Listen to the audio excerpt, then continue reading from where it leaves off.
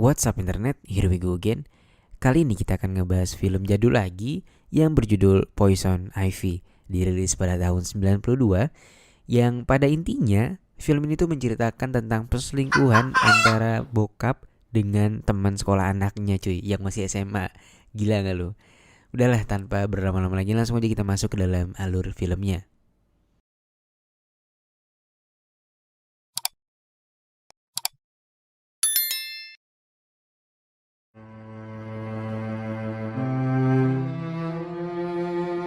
Di awal film, kita akan diperlihatkan seorang gadis culun yang sedang menggambar sebuah tato salib yang dimiliki oleh seorang temannya yang sedang berayun itu.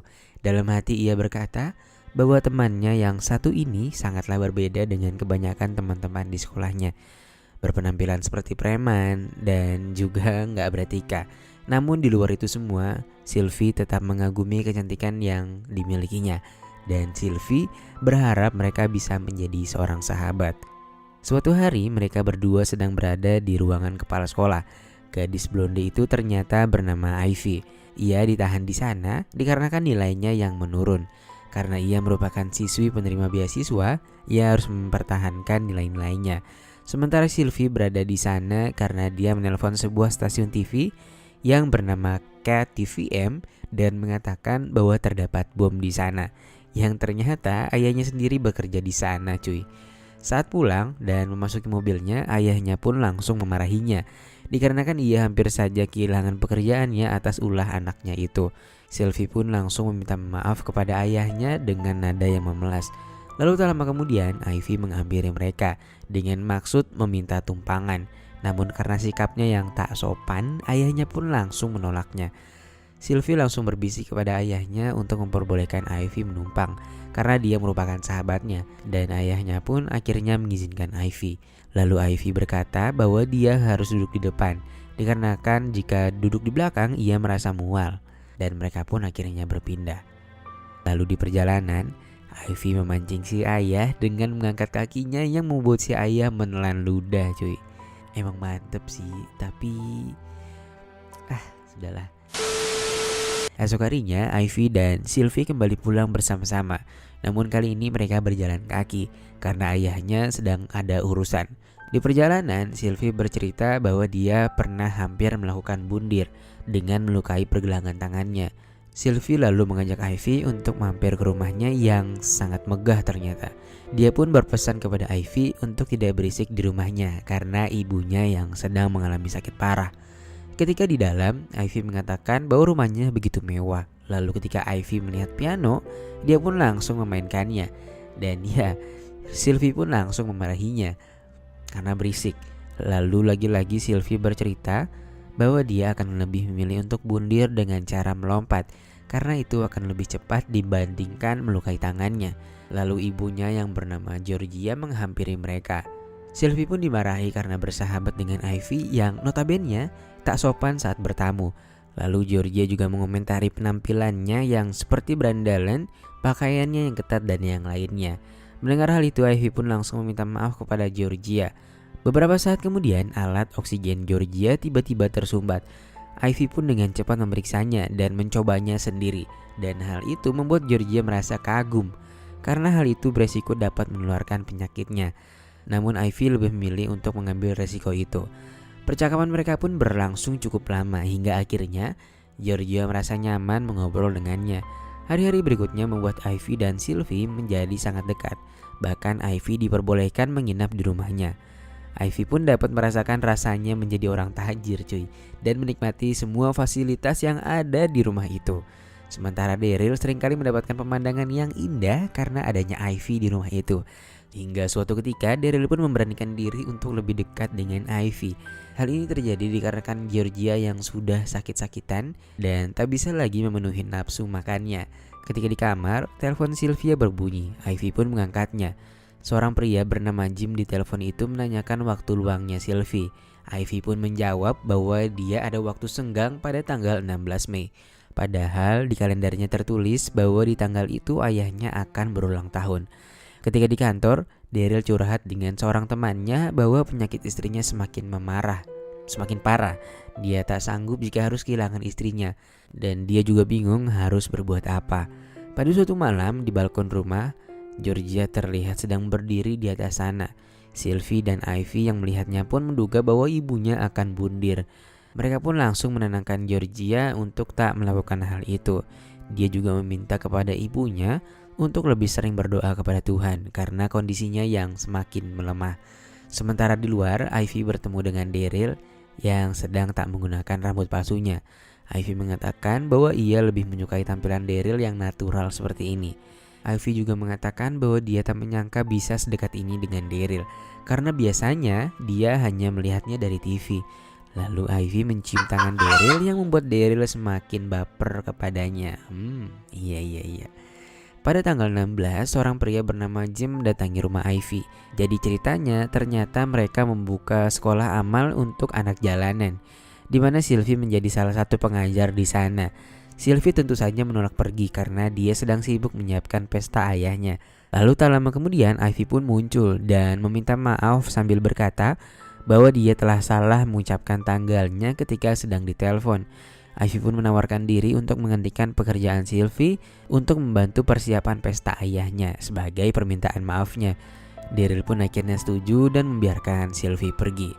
Nah, ternyata ini adalah rencana Ivy yang berbohong tentang jadwal kosong Sylvie, supaya Ivy bisa datang ke pesta itu. Saat pesta tiba, Ivy meminjam gaun milik Georgia dan membuat dirinya menjadi point of view di sana atau pusat perhatian. Hal itu pun membuat Daryl semakin mengaguminya karena dia sangat mirip dengan Georgia istrinya. Sementara dari atas, Georgia melihat kejadian itu lalu kembali ke kamarnya untuk mengambil obat yang dia sembunyikan dari Daryl karena Daryl melarangnya. Sementara itu, Ivy pun terlihat merayakan ulang tahun Daryl dengan menari yang memukau tamu-tamu yang hadir dengan kecantikannya. Daryl lalu mendekati Ivy karena tak kuat menahan syahwatnya. Namun ketika hendak melakukan aselole, tiba-tiba saja Georgia datang memorgoki mereka berdua. Georgia pun menyesal telah mengizinkan Ivy dekat dengan keluarganya karena suaminya kini terpikat dengannya. Daryl pun meminta maaf akan hal yang tak terkendali itu.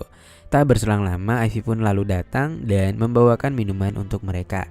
Ivy meminta maaf bahwa seharusnya ia tak memakai gaun milik Georgia karena semua orang mengatakan bahwa dia mirip dengannya. Dia pun berdalih bahwa itu tandanya semua orang sangat merindukan sosok Georgia yang sekarang sedang dalam kondisi sakit. Ivy juga berbohong bahwa ia melihat Daryl yang sedang menangis di dapur karena sangat merindukan sosok Georgia. Karena itulah Ivy datang dan memeluk Daryl untuk membuatnya tenang. Bisa aja anjing. Daryl yang mendengarnya pun hanya terdiam karena jelas apa yang dikatakan Ivy adalah sebuah kebohongan. Namun kebohongan itu berhasil membuat Georgia percaya dan langsung meminta maaf kepada Daryl karena telah salah paham dengannya. Georgia pun akhirnya tidur setelahnya. Sylvia pulang larut malam pada hari itu dan ia melihat anjing kesayangannya yang tertidur dekat Ivy. Sylvia merasa cemburu karena selama ini Fred tidak pernah mau dekat dengan orang lain selain dirinya. Namun kali ini pemandangannya cukup berbeda. Esok harinya, Ivy masuk ke garasi dan menaiki mobil kesayangan Georgia yang sudah lama tak digunakan. Fred juga mengikuti Ivy ke sana. Rupanya, Ivy memberikan makanan yang tidak diberikan oleh Sylvie, sehingga dia pun mau menurutinya. Sementara Daryl yang galau dengan perasaannya kepada Ivy, meminum kembali alkohol yang mana sebelumnya ia sudah berhenti. Namun kali ini dia meminumnya untuk menenangkan pikirannya. Sylvie yang melihat Ivy sedang berada di dalam mobil ibunya langsung meminta Ivy untuk segera keluar.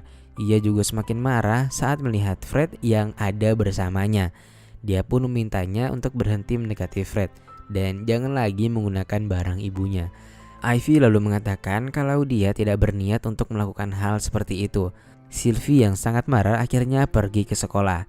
Tapi dia nggak masuk kelas dan lebih memilih pergi ke tempat ayunan pada hari itu. Singkat cerita, Daryl pulang lebih cepat dan memutuskan untuk menjemput mereka berdua.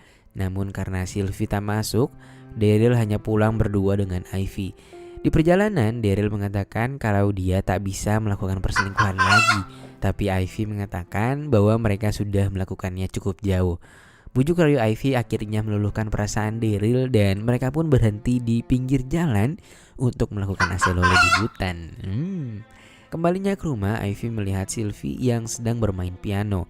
lalu meminta maaf atas kejadian tadi pagi. Ivy pun memaafkannya dan mereka pun kembali berbaikan. Esok paginya, Ivy kembali melihat Georgia berdiri di pinggir balkon.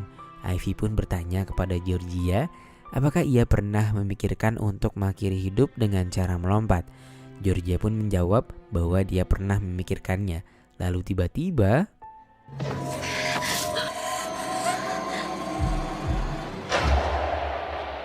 mereka semua menghadiri proses pemakaman Georgia, termasuk Ivy yang pura-pura nggak tahu dan pura-pura bego atas kejadian itu. Malam itu, Ivy dengan sotonya tidur di kamar Georgia. Sylvie mendatangi kamar ibunya karena berniat untuk menutup jendelanya. Ivy pun melarangnya dan mengucapkan kalimat yang sama persis seperti saat Georgia mengatakannya dulu kepada Sylvie. Sylvie pun marah karena keberadaan Ivy yang tidur di kamar ibunya. Namun lagi-lagi Ivy dapat meredam amarah Sylvie dan mengajaknya untuk tidur di sampingnya. Dia juga mengatakan untuk mengeluarkan unek-uneknya kepada Georgia yang belum sempat ia ucapkan. Dan dia juga memperbolehkan Sylvie untuk menganggap Ivy sebagai ibunya. Pagi harinya, Sylvie mencuci mobil mendiang ibunya. Lalu Ivy pun muncul dan mengajak Sylvie untuk pergi berjalan-jalan sembari membuang abu ibunya. Sylvie pun menerima tawaran itu. Namun di tengah perjalanan, Sylvie menuduh Ivy adalah dalang di balik meninggalnya ibunya. Hingga akhirnya mereka berdua pun terlibat cekcok dan tak sengaja membuat mereka mengalami kecelakaan. Ivy selamat dan sadar setelah kecelakaan itu. Dia pun memindahkan Sylvie yang belum sadarkan diri ke tempat duduk pengemudi. Seolah-olah Sylvie lah yang mengemudikannya, lalu pergi meninggalkannya. Sylvie pun akhirnya dibawa ke rumah sakit. Daryl sesampainya di sana langsung berkata bahwa Sylvie sekarang semakin nakal dan tak mau mendengarkan perkataan ayahnya. Sylvie mengatakan bahwa ini semua adalah ulahnya Ivy. Ivy jugalah penyebab ibunya meninggal. Daryl pun dengan tegas mengatakan bahwa dia tak percaya dan meminta berhenti untuk menuduh Ivy. Ketika sedang tidur, Sylvie bermimpi didatangi oleh ibunya. Dan setelah terbangun, Sylvie langsung melarikan diri dari rumah sakit itu dan kembali ke rumahnya. Sesampainya di rumah, Sylvie melihat pemandangan yang semakin menyakiti perasaannya, di mana ayahnya sedang asal oleh dengan Ivy. Daryl yang menyadarinya langsung mengejar Sylvie di tengah guyuran hujan. Namun Sylvie lari jauh lebih cepat darinya dan berhasil lari dari ayahnya. Ivy pun menghampiri Daryl yang sedang duduk kelelahan. Dan saat itu Daryl akhirnya menyadari bahwa Ivy lah yang sebenarnya mengemudikan mobil. Setelah mendapati adanya lebam di dada Ivy akhirnya mengaku, namun ia berdalih bahwa yang dia lakukan untuk memudahkan Daryl ketika hendak melakukan klaim asuransi. Nggak jelas anjing. Daryl lalu meminta Ivy untuk kembali pulang dan menghangatkan diri, sementara dirinya kembali mengejar Sylvie. Ivy pun kembali ke kamar dan menggunakan handuk milik Georgia. Sylvie yang melihatnya dari bawah menganggap kalau itu adalah ibunya. Dia pun segera menghampirinya, namun ternyata yang berada di sana adalah Ivy. Sylvie lagi-lagi berkata dan menuduh bahwa Ivy adalah seseorang yang membunuh ibunya. Namun Ivy menjelaskan bahwa itu adalah kemauan ibunya dan ibunya juga meminta agar ia dapat menggantikan posisinya. Sylvie yang mendengar hal itu semakin marah dengan Ivy dan dia pun dengan sengaja mendorong Ivy dari atas sana. Ivy pun game over pada malam itu dan lalu film pun selesai. Ya, lagi-lagi bikin emosi si endingnya. Tapi oke lah, sekian dulu pertemuan kita pada kali ini. Makasih banget buat kalian semua yang udah nonton filmnya sampai habis. Dan jangan lupa buat klik tombol subscribe supaya kalian gak ketinggalan video-video terbaru dari channel ini. Oke, see you.